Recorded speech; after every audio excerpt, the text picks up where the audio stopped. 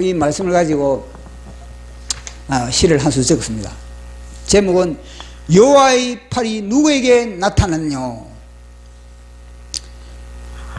너희들 대답해 봐. 전능한 여호와의 팔뚝은 누구의 손을 잡고 있는지. 아니, 여호와의 팔이 전능한 팔인데, 전능한 팔이시면 모든 사람이 다 나타날 수 있지 않습니까? 그런데 그것이 그렇지 않다는 선택적. 왜냐면요, 여호와의 하나님의 눈동자를 의식하는 그에게 여호와의 팔이 나타난다는 겁니다. 현란하게 너희들의 귀와 눈과 귀를 절게 했던 그 연예인이냐? 연예인들에게 여호와의 팔이 나타나느냐? 물론 여호와 하나님을 바라보는 연예인들에게 나타나겠죠. 그러나 이 시에는 그런 의미가 없지 않습니까?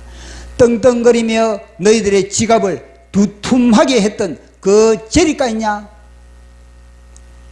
어깨에 힘을 주며 너희들에게 각종 이권을 몰아주었던 그 권력자 있냐? 카멜레온처럼 너희들의 구미에 맞는 정책을 펼치는 그 정치가 있냐? 이런 사람들에게는 여호와의 팔이 나타나지 않으면 무엇입니까? 사단의 팔이 나타나. 사단의 팔이 여호와의 팔이냐 사단의 팔이냐, 이 팔싸움이거든요. 팔싸움. 이놈도 주로 세상에서 주는 거 다 주니까 명예 주지요, 권력 주지요, 인기 주지요, 정치적 환호 주지요.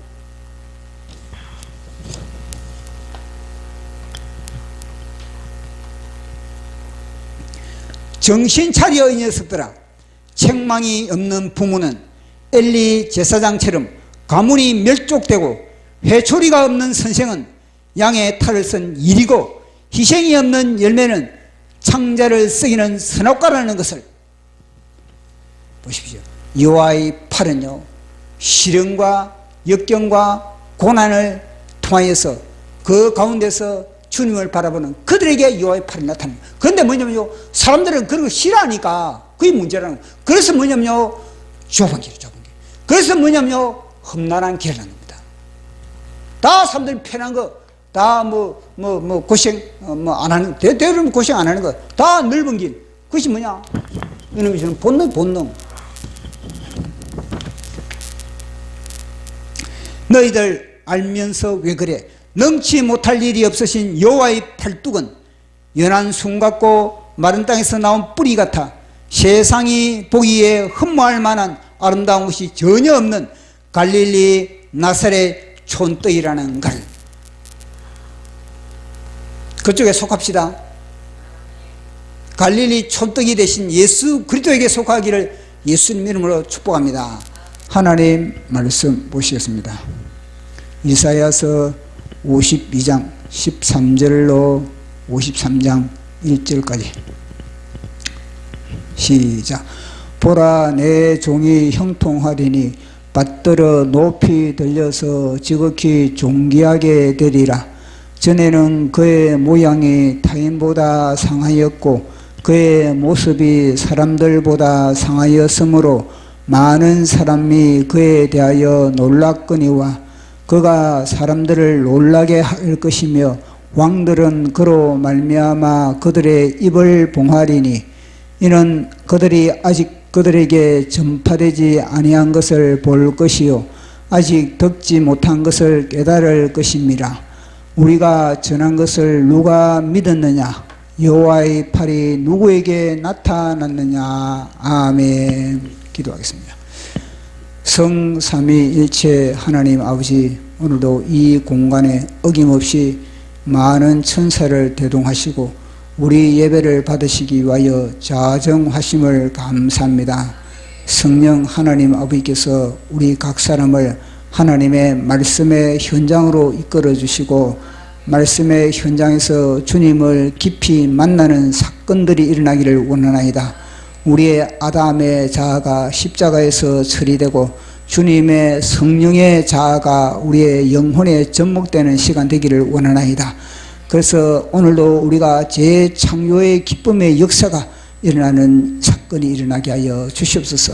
또 말씀을 전하는 제 자신도 주님께서 저에게 부어주신 영감을 아낌없이 풀어내되 더욱더 정폭되는 역사가 나타나게 하여 주시옵소서. 모든 것 감사 영광 돌리며 예수님 이름으로 기도드리옵나이다. 아멘. 예, 우리는 계속해서 믿음의 조상 아브라함과 이삭과 야곱을 통해서 우리 심령에 하나님의 형상이 어떻게 회복되는지 계속 살펴보고 있습니다. 이 이야기를 우리가 전개하면서 이스라엘 백성들이 어떻게 형성되었는지 그것을 우리가 추적하고 있습니다. 이스라엘 백성들은 고난의 현장에서 그 민족이 형성되었습니다. 400년 동안의 애굽의 고난을 받으면서 그들은 이스라엘이라는 그런 민족의 정통성을 갖게 되었고, 그리고 그들에게 임했던 그 모든 조상들로부터 받은 언약들이 그들의 역사가 되고 그들의 또한 신앙 고백이 되었던 것입니다. 그래서 그 민족은 이 세상의 어떤 민족들보다 저력이 있는 그런 민족임을 우리는 살펴보았습니다. 한마디로 말하면 이스라엘 백성들의 역사는 고난의 역사인 것입니다. 고난의 역사를 통해서 이스라엘 백성들은 이 전 세계의 모든 역사를 다 이끌어갈 수가 있고 선도할 수가 있고 그들에게 마지막 사명의 모든 역할을 감당할 수 있는 장자의 그런 위치를 그런 포지션을 잡고 있는 것입니다. 이것을 보면서 우리는 예수님에 대한 그런 고난의 묘사가 이사야서를 통해서 정확하게 우리에게 보여주고 있는 것을 살펴보고 있습니다. 이 이사야서를 보면은 마치 그림을 그리듯이 예수 그리스도를 앞으로 오실 예수 그리스도 6,000년 이후에 아니 600년 이후에 그리고 700년 이후에 이 땅에 말씀이 육신으로 오실 구원자 되시는 예수 그리스도를 정확하게 묘사를 하고 있다는 겁니다. 그림을 보듯이 마치 시를 우리가 접하듯이 이사야서는 예수님의 그런 고난과 예수님의 그런 또 승리와 예수님에 대한 그런 오해에 대해서 아주 상세하게 그렇게 기록을 하고 있습니다. 우리 이 땅에 예수님이 오셔서 예수님이 하나님으로부터 훈련받고 하나님으로부터 연단받고 단련되는 그 모든 과정을 상세하게 설명을 했는데, 그런데 사람들은 진작 예수님이 이 땅에 오셨지만은 그들은 예수님을 알지 못했다는 겁니다. 그들이 성경책을 가지고 있고 그들이 예수님에 대한 정확한 모든 상세한 묘사를 하는 이 성경책을 가지고 읽고 마르고 닳도록 그들은 외우고 있으면서도 막상 예수님이 그 땅에 왔을 때, 막상 예수님이 빛으로 왔을 때 그들은 예수님을 영접하지 못하는 부분을 우리가 살펴봤던 겁니다. 이 하나님의 구원의 역사를 보면은 참 어떻게 보면 뒤집기의 역사라고 우리는 보게 되는 겁니다. 이 고난이라는 이 하나의 씨름판에서, 고난의 씨름판에서 하나님은 뒤집기를 하신다. 보면 우리가 잘 알고 있는 이 모르드게와 에스더의 이야기도 마찬가지입니다. 그 유대 민족이 멸절된 순간에, 그 순간에 그들은요 다시 뒤집기를 함으로 말미암아 아말렉의 세력을 초토화시키는 그런 장면을 우리에게 연출해 주고 있는 겁니다. 마찬가지로 우리 예수님의 십자가 사건도 마찬가지입니다. 우리 예수님의 십자가 사건도 보면은 참패를 당하는 현장이지만, 그러나 하나님은 이 십자가를 통해서 뒤집기 역사를 연출하고 있는 장면을 우리는 보게 되는 겁니다. 그래서 우리는 하나님의 역사는 뒤집기의 역사다, 역전의 역사다, 이걸 우리는 살펴보게 되는 겁니다. 그래서 우리의 인생살이에 있어서 어떤 시련이 오고 어떤 역경이 오고 어떤 여러 가지 우리가 참 감당하기 힘든 그런 부분이 있더라도 우리는 하나님은 반드시 뒤집게 하신다, 반드시 하나님은 나를 역전시키신다, 그런 믿음, 그런 확신 가운데 있냐 하다 보면은 하나님은 이 십자가에서 뒤집기 역사를 연출하셨듯이 우리의 인생에도 뒤집기 역사를 연출한다는 것을 우리에게 말씀해 주고 있는 겁니다. 자, 그러면은 왜 이 성경에 그렇게 너무너무나 상세하게 예수 그리스도를 묘사하고 있는데 막상 예수 그리스도께서 이 땅에 왔을 때 왜 사람들은 예수님을 영접하지 못했을까? 왜 사람들은 예수님을 알아보지 못했을까? 그것은 다른 말로 인간 자체가, 우리 인간 자체가, 이건 뭐 자체가 뭐냐면요, 어둠. 시력 같은 그런 어둠 자체라는 것을 우리에게 말씀해 주고 있는 겁니다. 이 사단이 이 인간을 갖다가 완전히 어둠으로 코팅을 해버, 코팅. 근데 이 어둠인데 뭐냐면은, 어둠인데 빛과 비슷한, 마치 빛인 것처럼, 마치 참인 것처럼, 마치 진실인 것처럼 한 이 모든 어둠을 코팅을 하고 있다는 겁니다. 그래서 뭐냐면 사기를 당하고 있다는 겁니다. 우리는 모든 인간은 다 사기를 당하고 있다. 우리의 지정인은 다 사기를 당하고 있다는 것을 성경은 우리에게 밝혀주고 있는 겁니다. 자, 우리 말씀으로 우리 한번 확인해 보도록 하겠습니다. 요한복음 8장 43절로 45절까지. 자, 시작. 어찌하여 내 말을 깨닫지 못하느냐? 내가 내 말을 들을 줄 알지 못함이로다. 너희 아버지 마귀에서 났으니 너희 아버지 욕심대로 너희도 행하고자 하느니라. 그는 처음부터 살인한 자요 진리가 그 속에 없으므로 진리에 서지 못하고 거짓을 말할 때마다 제 것으로 말하나니 이는 그가 거짓말쟁이요 거짓의 아비가 되었음이니라. 내가 진리를 말함으로 너희가 나를 믿지 아니하도다. 아멘. 보십시오. 우리 예수님이 탄식을 하고 있지 않습니까? 왜 깨닫지 못하느냐?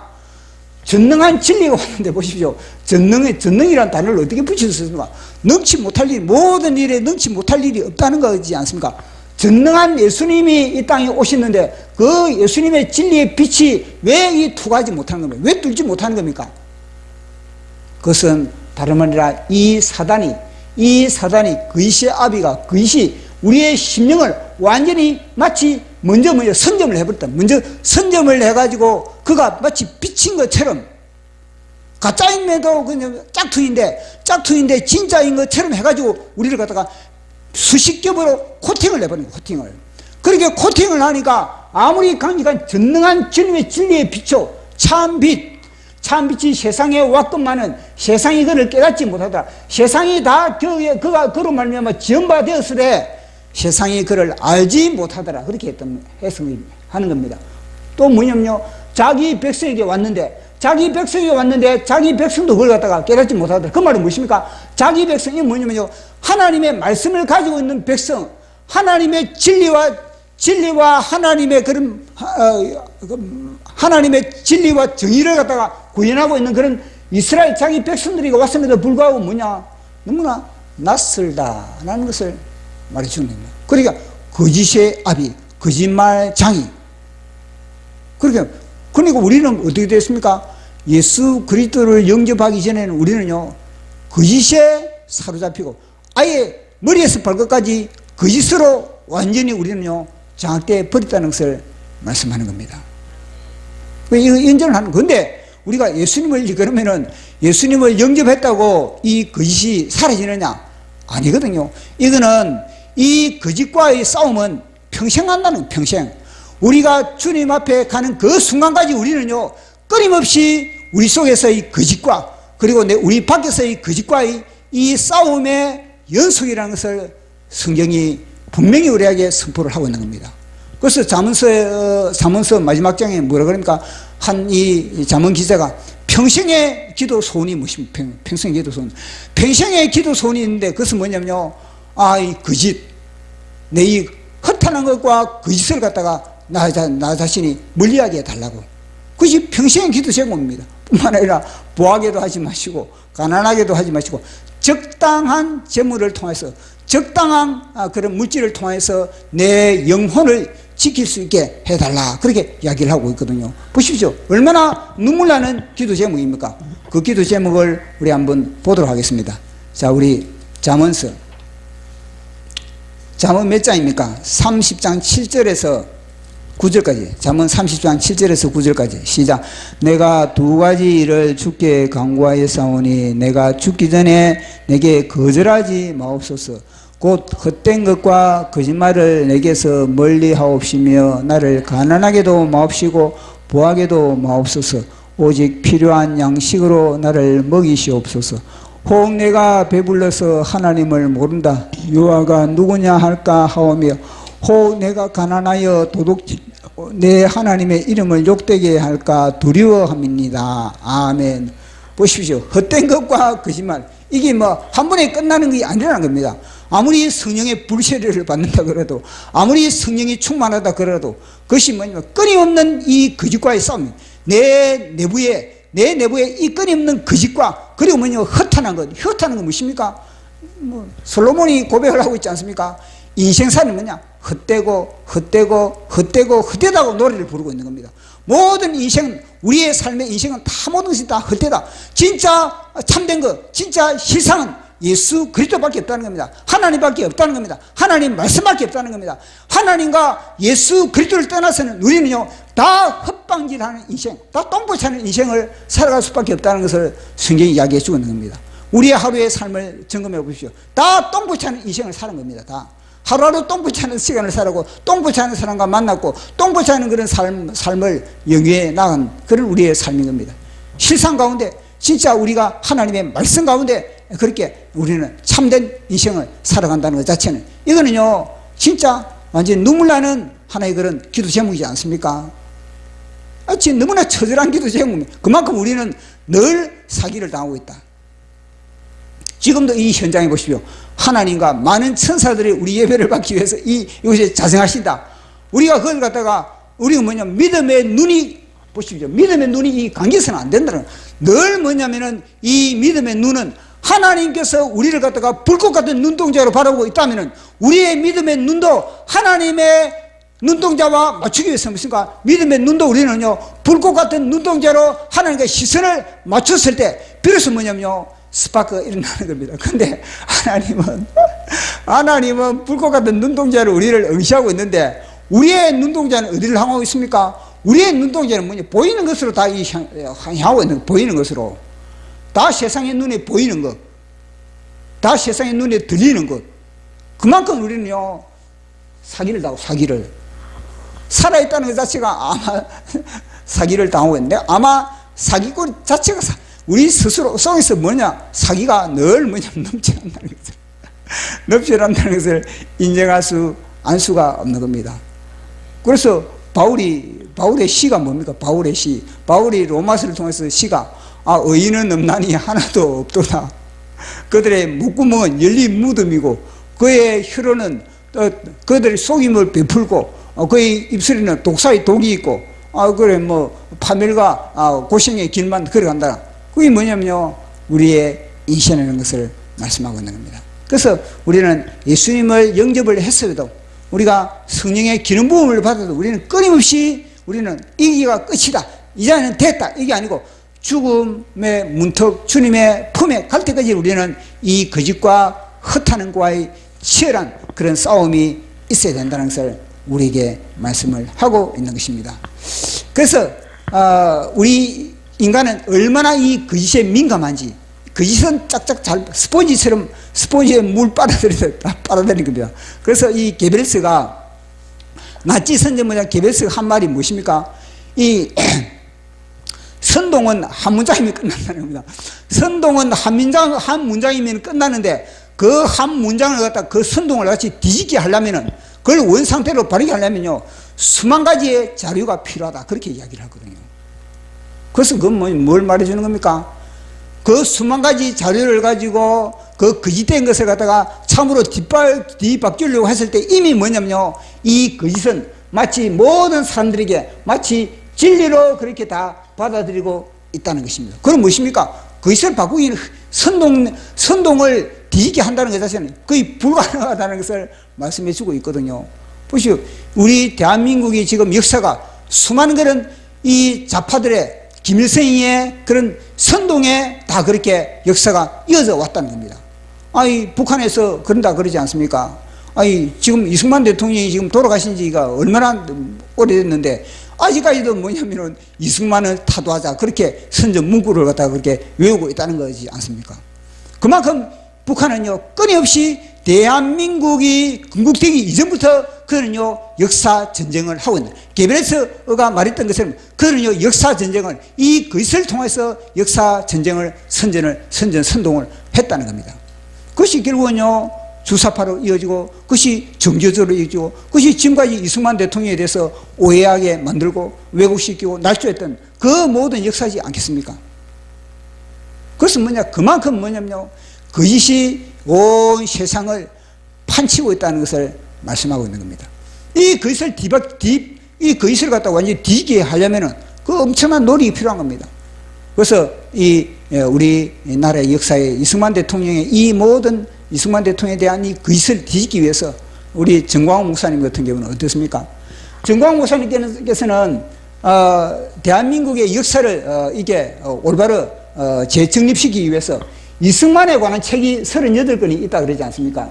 38개는 이승만 책이 있는데, 이 이승만 38권을 갖다가 한 질로, 이제 38권 한 질로 그렇게 만들었다는 겁니다. 이 38권의 가치가 뭐냐면 58만인가 53만인가 조금 그렇게 된다는 겁니다. 이 53만을 갖다가 128명인가 뭐 자금 130명에 다 그렇게 전했다는 겁니다. 그러면 이게 몇천만 원, 몇천만 원. 거의 8천만 원 정도 그렇게 들이면서 이 대한민국의 이승만 대통령의, 우리 건국 대통령 이승만 대통령의 잘못된 모든 오해를 갖다가 다시 뒤집게 하기 위해서 그만큼 노력을 했다는 겁니다. 이만큼 노력한 사람이 어디 있습니까? 그래, 그 노력의 결과가 지금 이 건국전쟁, 지금 다큐멘터리로 나온 이 전쟁, 이 영화가 나오기까지, 영화가 나오기까지 정광훈 목사님의 이 끊임없는 그런 밑작업이 있으면, 밑작업. 끊임없이 정광훈 목사님이 어둠과 이 모든 그런 왜곡된 역사를 연출하는 마귀와의 치열한 전투 끝에 이 건국전쟁이 나온 겁니다. 만약에 정광훈 목사님이 중간에 이걸 포기해버렸다, 그러면 건국전쟁이라는 이 다큐멘터리가 나올 수가 있겠습니까?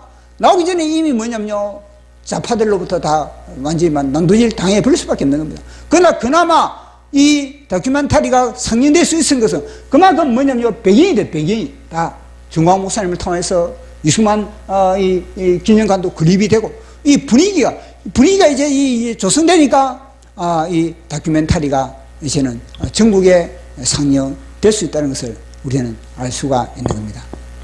그래서 우리는 이 거짓과의 싸움을 한시도 우리는 놓치서는 안 되는 겁니다. 그래서 오늘 이사야서에서 뭘 말하는 겁니까? 누가 믿었느냐?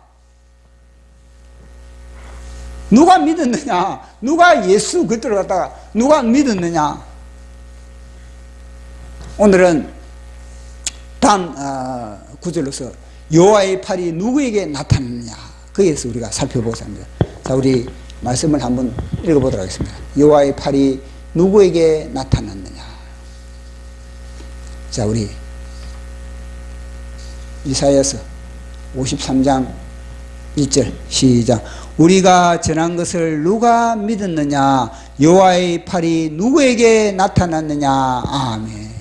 여호와의 팔이 누구에게 나타났느냐? 그러니까 강력하게 이 이사야서는 700년 이후에 예수 그리스도가 이 땅에 오실 때, 그때 사람들을 향해서 이제는요 책망하고 있는 겁니다. 여호와의 팔이 누구에게 나타났느냐? 여호와의 팔은 누굴 손을 붙들고 있느냐? 너희들이 그렇게 환호하고 너희들이 그렇게 열광하는 연예인들의 팔을 여호와 하나님의 팔이 붙들고 있느냐? 너희들이 좋아하는 그런 제리가, 그 제리가의 팔을 여호와의 팔뚝이 부여잡고 있느냐? 현란한 혀로서 속이는 정치가들이 너 여호와의 팔이 정치가들을 부여잡고 있느냐? 왜 너희들은 알지 못하느냐? 왜 성경을 읽으면서, 성경을 외우면서 너희들은 여호와의 팔이 누구에게 나타나는지 그것을 알지 못하느냐? 알면서 너희들은 왜 그 손을 부여잡지 못하느냐? 왜 예수 그리스도의 손을 너희들이 부여잡지 못하느냐? 그걸 갖다가 미리 600년 전에, 700년 전에 이사야가 책망을 하고 있는 겁니다. 자, 그러면은 이 여호와의 팔이 누구에게 나타났냐? 여호와의 팔이. 여호와의 팔이 어떤 사람에게 나타나느냐? 하나의 공식을 우리에게 이야기해 주고 있는데, 오고 오는 공식. 그것은 뭐냐? 여호와의 팔이, 이 전능한 팔이, 전능한 여호와의 팔이 어느 방향을 향하느냐? 여호와의 팔이 누구에게 나타나느냐? 그것은 뭐냐면요, 늘 여호와 하나님의 눈동자를 바라보는 사람들에게 여호와의 팔이 나타난다는 것을 말씀하고 있는 겁니다. 자, 이사야 53장 2절 3절 시작. 그는 주 앞에서 자라나기를 연한 손 같고 마른 땅에서 나온 뿌리 같아서 고운 모양도 없고 풍채도 없은즉 우리가 보기에 흠모할 만한 아름다운 것이 없도다. 그는 멸시를 받아 사람들에게 버림받아 강고를 많이 겪었으며 질고를 아는 자라. 마치 사람들이 그에게서 얼굴을 가린 것 같이 멸시를 당하였고 우리도 그를 귀히 여기지 아니하였도다. 아멘. 보십시오. 맨 첫 문장이 무엇입니까? 그는 주 앞에 자라나기를, 이 말입니다. 주 앞에 자라난다는 건 무엇입니까? 예수님은요, 늘 주님을 의식하면서 나의 등 뒤에서 주님이 나와 함께 하신다, 나를 지켜보신다, 나를 보호하신다, 나를 인도하신다, 나를 밀어주신다, 이런 임마누엘 신앙을 가진 자에게 여호와의 전능의 팔이, 여호와의 능치 못하는 팔이 그 영혼을 향해서 뻗어주신다는 것을 말씀해 주고 있는 겁니다. 이 임마누엘 신앙이 얼마나 중요한, 이 임마누엘 신앙이 무엇입니까? 이 세상의 모든 우리의 삶의 모든 현장에서 우리의 눈에 보이는 것은 뭐냐? 다 거짓인데, 그 거짓과 허탄한 그 모든 속임수 속에서 진짜 믿음의 눈을 가지고 여호와의 팔을 붙드는 자, 그 자를 하나님은 사용하시고 들으시고 이 시대의 빛으로 사용한다는 겁니다. 모든 시대마다 다 뭐냐면요, 이런 임마누엘 신앙을 가지고 있는 그런 영혼을 갖다가 하나님은 들어 사용합니다. 사실 이 임마누엘 신앙을 가지고 있는 사람은 가뭄에 콩나듯이 사실 그게 쉽게 안 거거든요. 우리가 잘 알고 있는 요셉을 보면은 요셉이 얼짱입니다. 얼짱. 요셉이 얼짱이 되다 보니까 이 보디발의 아내가 이제 유혹을 하는 겁니다. 보디발의 아내가 다 유혹을 하면서 이제 그 집안에 막 그 모든 하인들을 다 이제 내보내고 아주 기회를 잡아가지고 이제 요셉과 이 보디발의 아내가 이제 독대를 하게 된 겁니다. 그때 이 보디발의 아내가 요셉을 탁 덮쳤습니다. 그때 요셉이 어떻게 했습니까? 요셉이 그 순간에 요셉은요, 누굴 의식했습니까? 여호와 하나님의 불꽃 같은 눈동자를 의식했던 겁니다. 여호와 하나님의 불꽃 같은 눈동자를 딱 의식하면서 뭐냐면요, 이 순간에 나의 정욕을 갖다가 나에게 정욕을 불러일으키는 저 모든 유혹을 갖다가 다 끊을 수가 있는 겁니다. 그렇지 않으면 다 넘어가거든요. 다 이 남자의 본능입니다. 남자의 본능은 뭐냐면요, 정욕에 약한 겁니다. 정욕에. 근데 그 정욕에 약한데 그걸 요셉은 어떻게 이겼습니까? 자기의 의지로 이겼습니까? 아닌 겁니다. 여호와의 불꽃 같은 눈동자, 심판하신 여호와의 불꽃 같은 눈동자, 그 죄를 심판하시고 그 죄로 말미암아 내 인생은 망가진다는 이 철저한 하나님 의식, 이 의식으로 말미암아 이 요셉은 그 위기를 모면할 수 있었던 것입니다. 그런데 다윗은 어떻습니까?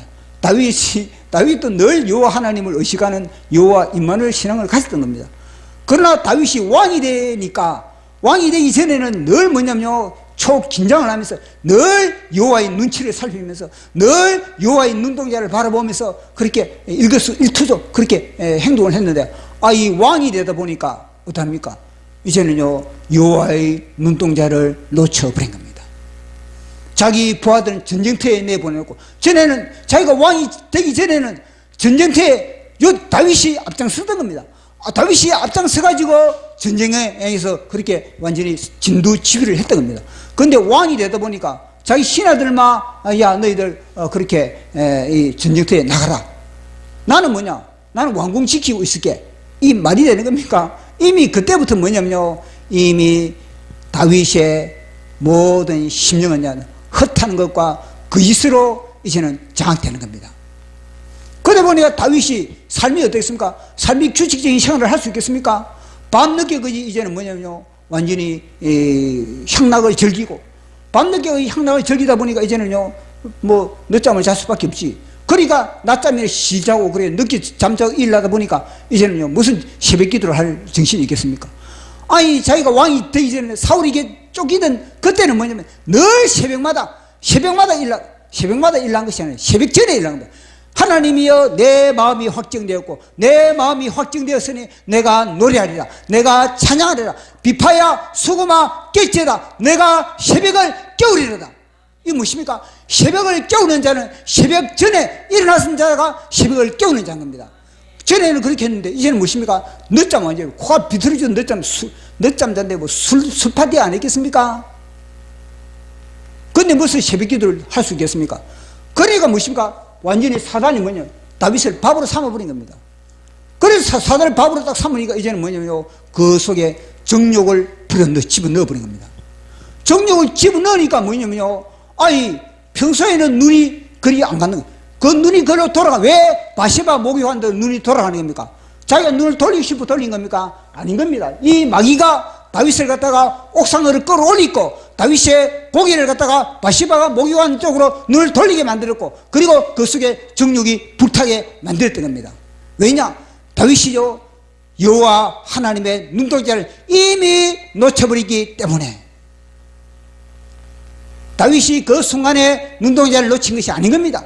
그 순간에 옥상에서 눈동자를 놓친 게 아닌가. 이미 뭐냐면요, 이미 자기의 부하들을 갖다가 전쟁터에 내보내고 자기는 왕궁에 있을 때 파티를 즐길 때 그 전에 이미 뭐냐면요, 다윗의 눈동자는 불꽃 같은 여호와 하나님의 눈동자를 놓쳐버리고 정욕의 불길이 그 속에 파고들고 헛하는 것과 거짓으로 완전히 코팅이 되어버린 겁니다.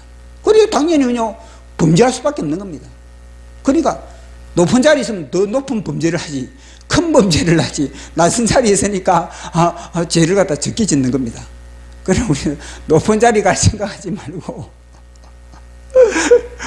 높은 자리에 있다든지 아니면은 많은 사람들의 주목을 받으면은 더 큰 범죄, 더 큰 유혹을 받을 수가 있는 겁니다. 뭐 우리는 주목할 사람도 없고 누가 봐줄 사람도 없고, 그러니까 우리는요, 죄를 지어도 뭐냐, 아주 티끌 같은 죄를 그러니까 늘 감사할 수밖에 없는 겁니다. 왜 다윗과 요셉의 차이가 그 임마누엘 신앙이. 그러니까 우리 황중선 장로님 보십시오. 늘 여호와 하나님의 CCTV를 의식한다 그러지 않습니까? 그만큼요, 그분은요, 여호와 하나님의 심판이 얼마나 두렵다는 걸 알고 있거든요. 그리고 심판이만 두려운 게 아니라 여호와 하나님이 늘 나와 함께 하신다, 여호와 하나님이 늘 나를 호위하신다, 이런 의식을 가지고 있기 때문에 그렇게 말씀을 할 수 있지 않겠습니까? 우리 정광훈 목사님이 뭐라 그럽니까? 나는 하나님의 눈동자를 사로잡았다. 지난주 설교도 하나님의 눈동자를 사로잡았다. 하나님의 사랑이 나에게 부음받았다. 그게 뭐냐면요, 임마누엘 신앙. 그러니까 대차지 않습니까? 세상에 두려울 게 뭐가 있겠습니까? 하나님의 눈동자를 사로잡고 하나님과 하나가 되었고 하나님의 사랑이 부음받았는데, 전능한 하나님이 나를 갖다 장악하고 있는데 세상에 뭐가 두렵고 세상에 무엇이 못할 게 뭐가 있겠습니까? 세상을 다 주어도 부족하지. 그러니까 오늘 보니까 여호와 하나님이 팔이 누구를 향하는가? 그것은 뭐냐면 불꽃 같은 눈동자로, 불꽃 같은 믿음의 눈동자를 끄트리지 않는 자. 우리 속에 불꽃 같은 믿음의 눈동자로 주님과 맞췄을 때, 불이 일어나는, 그게 뭐냐면요, 사랑의 불, 사랑의. 눈이 맞았다. 이게 무엇입니까? 눈이 맞았다. 연애할 때 눈이 맞았다. 그 말이 무엇입니까? 이건요, 하나님과 연애하고 예수님과 연애하는 눈이 맞아야 돼요, 눈이. 그러니까 바람났다 그러지. 그러니까 이 서신서에서 뭐냐, 너희들은 바람난 여자다 그러지 않습니까? 바람난. 왜냐? 세상과 눈이 맞으니까. 여호와 하나님과 눈이 떨어지면은, 예수 그리스도와 눈이 떨어지면, 사랑의 눈이 떨어지면은 세상을 향할 수밖에 없지. 그러면은 그래, 바람이 안 타요, 바람. 그러다 눈이 돌아간다. 눈이 돌아간다. 눈 돌리지 맙시다, 우리. 믿음의 불꽃 같은 눈동자를 늘 성령의 기름 부으심을 통해서 활활, 기도를 통해서 활활, 말씀을 통해서, 찬양을 통해서 활활 타오르는 저와 여러분 되기를 예수님 이름으로 축복합니다. 또 뭐냐면요, 임마누엘 신앙뿐만 아니라 이거는요, 온유한 심이에요. 온유한. 뭐 주 앞에 자라나기를 무엇입니까? 연한 순 같다. 연한 순 같다. 이거는 뭐냐? 그만큼 주님 앞에서 늘 온유와 겸손의 신앙을 가졌다는 걸 말씀해 주거든요. 근데 이 온유와 겸손은 하루아침에 되지 않지 않습니까? 온유와 겸손이 되기 위해서는 뭐냐? 단계가 필요한 겁니다. 그 단계가 뭐냐면요, 정광훈 목사님의 설교를 들어보면 팔복을 통해서 단계가 딱 나타납니다. 첫째는 뭐냐면요, 심령이 가요, 심령이. 심령이 가난해야만이 뭐냐면요, 이 온유의 단계로 갈 수 있는 겁니다. 그 다음에는요, 애통해야 하는 거, 애통해야 했을 때, 심령이 가난하고 애통했을 때 비로소 뭐냐면요, 온유할 수가 있는 겁니다. 바로 뭐냐면요, 온유로 단 거예요. 택도 없는 소리. 이게 뭐, 마귀가 뭐 쉽게 우리를 갖다 변화시킬 수 있는 그런 걸 허용을 해주는 겁니까? 아닌 겁니다. 먼저는요, 심령이 가난한 심령이. 내 심령이 가난했을 때, 비로소 뭐냐면요, 하늘에 하나님의 그 엄청난 하늘을 내가 그렇게 담을 수가 있는 겁니다. 내 심령이 세상으로 말미암아 세상으로 가득 채워져 있는데 뭐 하나님을 어떻게 담을 수가 있습니까? 내 심령을 완전히 세상을 다 비웠을 때, 세상을 비웠을 때 하늘을 우리가 담을 수 있는 것이고, 하늘을 담으니까 비로소 뭐냐면요, 나의 죄를 보래요. 죄를, 나의 아픔을 보는, 나의 세상의 거짓을, 내 속에 거짓에, 내 속에 거짓으로 코팅되어 있는 것을 보게 되는 겁니다. 그러면 애통해야 하지 않습니까? 그 애통의 눈물과 애통의 모든 다 찌어짜니까 이제는요, 온유한 심령이 되게 되는 겁니다. 심령이 가난한 자는 천국이 저희 것이요, 애통하는 자는 복있네, 위로를 받을 것이요, 온유한 자 복이 있나니 땅을 기업으로 받겠네, 어에 줄이고 목마른 자는 저 입에 부를 것이요, 긍휼히 여기는 자는 긍휼히 여김 받겠네, 마음이 청결한 자는 하나님을 볼 것이요, 화평케 하는 자는 하나님의 아들이라 일컫면, 어를 위하여 핍박받는 자 천국이 저의 것이라, 내게도 주소서, 내가 복을 받기 위해 오네 주여, 주소서.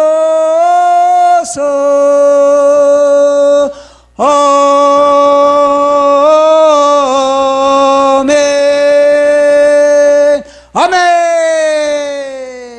복이 임했습니다. 팔복이 우리 속에 임했습니다. 전능한 여호와의 팔복이 임했습니다. 능치 못할 일이 없으신 전능한 여호와의 팔복이 우리에게 임했습니다. 아멘. 그리고 무엇입니까? 주 앞에 자라나기를 연한 순 같고 마른 땅에서 나온 줄기 같아서. 이건 무엇입니까? 환경이 뭐냐? 열악하다는 거예요. 열악한 환경에서 뭐냐? 버티는. 열악한 환경에서도 인내한다는 겁니다. 열악한 환경에서 포기하지 않고 절망하지 않고 낙심하지 않고 뒤로 물러서지 않고 인내하면서 여호와의 하나님의 불꽃 같은 눈동자를 바라보는 그런 신앙을 뭐냐면요, 마른 땅에서 나온 줄기 같은 그런 상태다, 그렇게 이야기를 하고 있는 겁니다. 보십시오. 모든 여건들, 환경들이 우리에게 잘 우리의 구미에 맞게 모든 환경의 여건들이 다 조성되면요, 우리는 내면을 파지 않습니다. 우리는 하늘 문을 두드리지 않습니다. 우리는 하나님의 말씀을 갈급해하지 않습니다. 우리는 하늘의 지경을 절대로 넓히지 않습니다. 이 땅에 우리는요, 안주해 버린 겁니다. 이 땅에서 우리는요, 마귀의 모든 계계와 기술에, 마귀가 던져주는 모든 미끼에 우리는요, 코가 낄 수밖에 없는 겁니다. 그래서 우리는요, 우리 삶의 현장의 고난과 우리 삶의 현장의 역경과 시련과 핍박과 잠 못 잔과 먹지 못한과 이런 모든 고난을 통해서 우리는요, 단련되는 거예요. 증거으로 우리는 우리는 순수해지는 겁니다. 왜 사람들이 심령에 욕심이 많고 그 속에 어둠이 그렇게 짙는 겁니까? 고난이다, 고난. 고난은 우리를 순수하게 만든다. 시련은 우리를 갖다가 증거으로 빚어주신다. 보십시오. 백두산에 전에 백두산 촬영을 제가 봤는데, 백두산에 뭐냐면요, 그 센 바람이 얼마나 바람이 신 겁니까? 그러니까 그 백두산에 서식하고 있는 초목들은 뭐냐, 키가 다 땅바닥에 붙어 있는 겁니다. 키가 땅바닥에 붙어 있지만 그러나 그들의 뿌리는 밑으로 뻗어나가는 겁니다. 그러니까 그들은요, 모든 백두산의 그런 야생 열매들, 과일들, 그 야생 열매, 딸기라든지 이런 열매들은요, 엄청난 영양가를 소유하고 있다는 겁니다. 엄청난 영양가를 담고 있으니까 막 최고의 비타민 액기스가 들어가 있으니까 딸기 몇 개만 딱 따먹어도 뭐냐, 힘이 넘쳐난다는 겁니다. 그만큼 이 고난을 통해서, 시련을 통해서 그 속에 진짜 알곡을 갖다가 탁 칩죠. 진짜 액기스를 갖다가 농축시키고 있는 것이 바로 그런 식물인데, 하물며 우리의 인생일까 보나. 전에 어떤 소식을 보니까 이 바이올린 최고의 바이올린이 어떤 제품이냐, 그에 대해서 제가 읽어봤는데, 그것이 뭐냐면요, 이탈리아에서 만든 제품인데, 그 당시에 어떤 나무냐면요, 14세기에서 18세기 사이에 이 당시에 소빙하기가 있었다는 거예요. 소빙하기. 그럼 날씨가 얼마나 추웠겠습니까? 그러다 보니까 알프스 일대에 그 추위로 인해서 그 나무들이 뭐냐면요, 나이테를 갖다가 촘촘하게 하는 겁니다. 나이테를. 날씨가 더울 때는 나이테가 이렇게 널널널널하는데, 날씨가 추우니까 나이테가 막 촘촘하게 이렇게 되는 겁니다. 나이테가 막. 이런 나무를 가지고 바이올린을 만든다는 겁니다. 이런 나무를 가지고 바이올린을 만들었을 때 그 바이올린의 선율은 울림이 심령을 갖다가 감동시킬 수 있는 극찬의 그런 리듬이, 선율이 될 수 있다는 것을 내가 한번 전에 읽어본 적이 있는 겁니다. 하물며 인간일까 보냐. 왜 이 시대에 정광훈 목사님의 메시지가 많은 성도들에게 울림이 있습니까? 고난의 제목의 바이올린처럼, 시련의 제목으로 만든 바이올린처럼 하나님의 바이올린입니다. 정광훈 목사님은 하나님의 바이올린으로 지금 대한민국을 켜고 있고, 하나님의 바이올린으로 전 세계를 지금 울리고 있는 겁니다.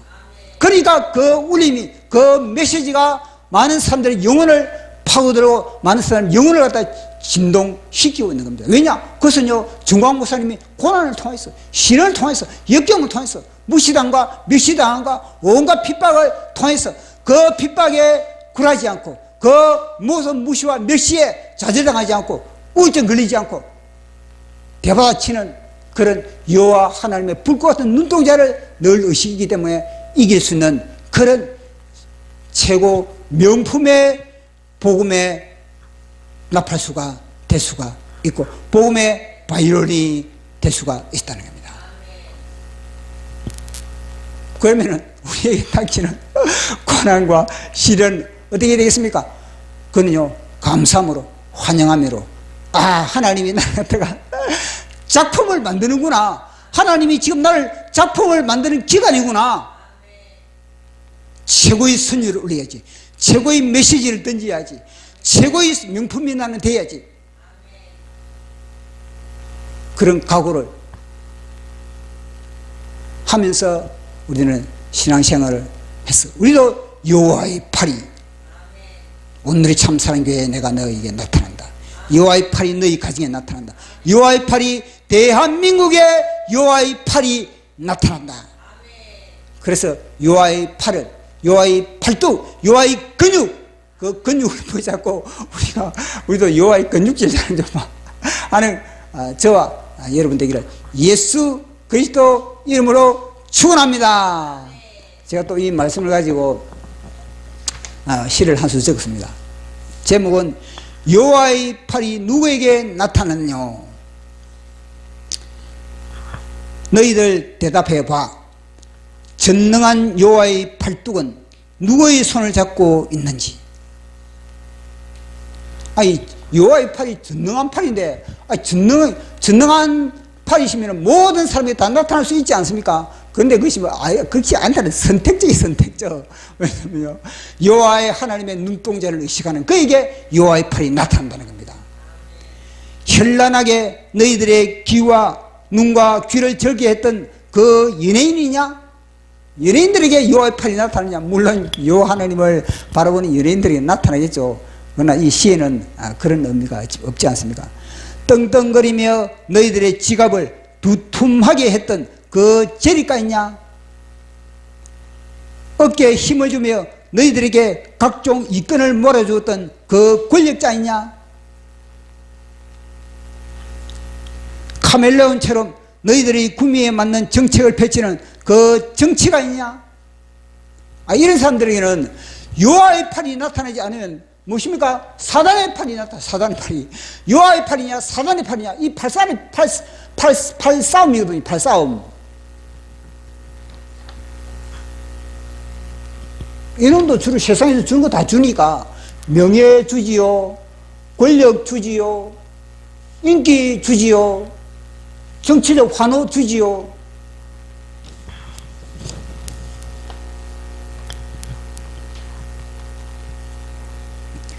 정신 차려 이 녀석들아. 책망이 없는 부모는 엘리 제사장처럼 가문이 멸족되고 회초리가 없는 선생은 양의 탈을 쓴 일이고 희생이 없는 열매는 창자를 썩이는 선악과라는 것을 보십시오. 여호와의 팔은요, 시련과 역경과 고난을 통하여서 그 가운데서 주님을 바라보는 그들에게 여호와의 팔이 나타납니다. 그런데 뭐냐면요, 사람들은 그런 거 싫어하니까 그게 문제라는 거예요. 그래서 뭐냐면요, 좁은 길. 그래서 뭐냐면요, 험난한 길을 하는 겁니다. 다 사람들이 편한 거, 다 고생 안 하는, 대부분 고생 안 하는 거, 다 넓은 길. 그것이 뭐냐? 이놈이 저는 본능. 너희들 알면서 왜 그래? 능치 못할 일이 없으신 여호와의 팔뚝은 연한 숨 같고 마른 땅에서 나온 뿌리 같아 세상이 보기에 흠모할 만한 아름다운 것이 전혀 없는 갈릴리 나사렛 촌떡이라는 걸. 그쪽에 속합시다. 갈릴리 촌떡이 되신 예수 그리스도에게 속하기를 예수님 이름으로 축복합니다. 자, 마지막 여호와의 팔은 누구에게 나타나느냐? 첫 번째, 임마누엘 신앙. 두 번째, 온유와 겸손의 신앙. 세 번째, 열악한 환경 속에서 인내의 신앙. 아멘.